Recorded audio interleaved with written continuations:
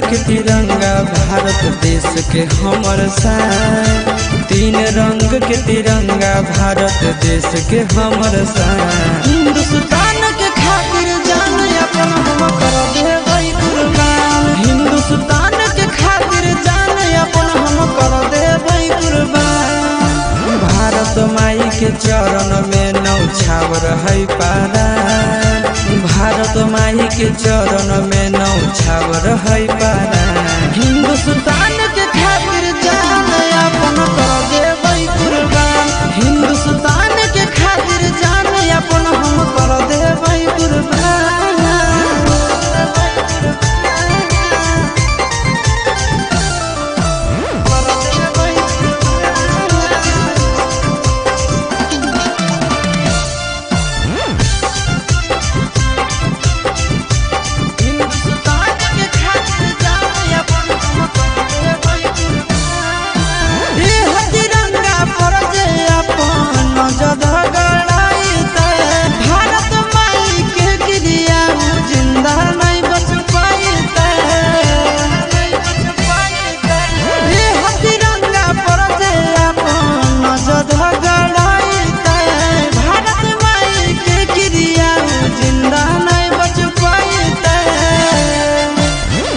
तिरंगा में कतना वीर पुरुष दिलकै बलिदान।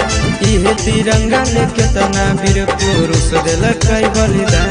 हिंदुस्तान के खातिर जान अपन हम कर देबै कुर्बान।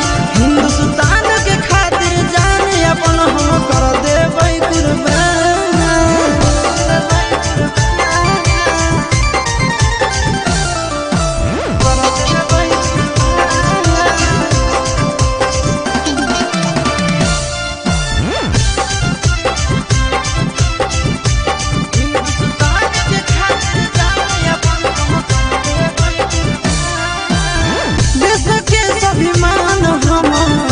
से है बढ़ के झंडा फहराबै दुश्मन के छाती पर गाड़ के।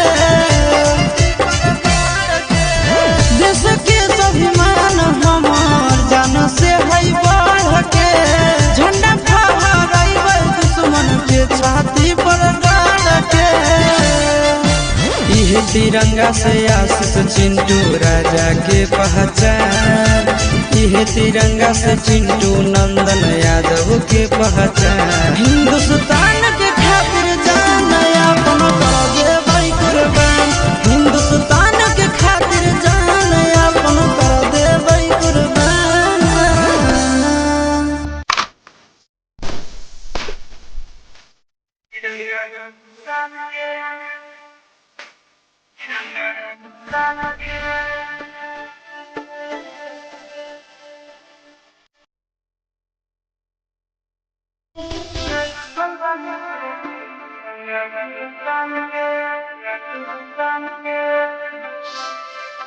गर्व हमरा हम हैं हिंदुस्तान। तिरंगा के झंडा बहार हिंदुस्तान। गर्व हमरा हम हैं हिंदुस्तान। तिरंगा के झंडा बहार हिंदुस्तान।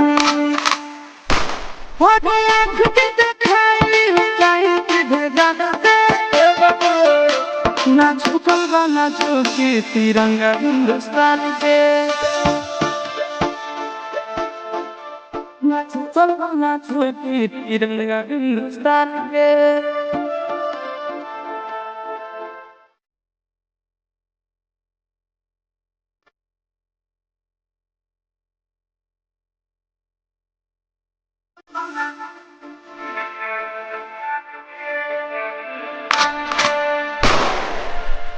भारत के वीर भाई रख दे हकीक के न डरबू हम। और खाके कसम कही जब ले बसस तब ले लड़बू हम। और रग रग में बसल बा भारत के नमवा। दुश्मन इंडिया में लेके जनमवा। दुश्मन के रास्ता दिखाई समसारा दे। ना झुकल बा ना झुकी तिरंगा हिंदुस्तान के। ना झुकी तिरंगा हिंदुस्तान के।